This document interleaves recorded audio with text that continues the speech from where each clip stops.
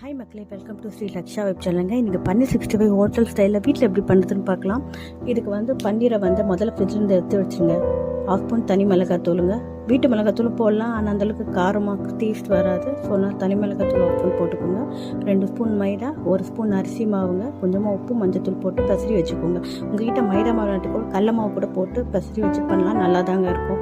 இதுமாதிரி பிசைஞ்சு வச்சுட்டு ஃப்ரிட்ஜில் ஒரு 1/2 வச்சு எடுத்தாவே நம்ம மசாலா நல்லா ஊறிடும் பன்னீர் கூட. ஸோ அதனால் வறுக்கும் போது உங்களுக்கு எடுத்து சாப்பிடும்போது டேஸ்ட்டாக கிரிப்ஸியாக இருக்கும். நாங்கள் இன்றைக்கி கடாய் யூஸ் பண்ணலாங்க.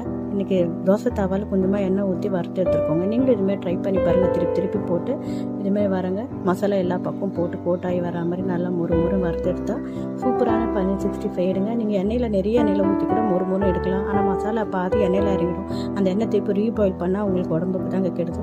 ஸோ இதுமாதிரி ட்ரை பண்ணுங்கள். எண்ணெயும் வேஸ்ட் ஆகாது, ஹெல்த்தியாகவும் சாப்பிட்லாம்.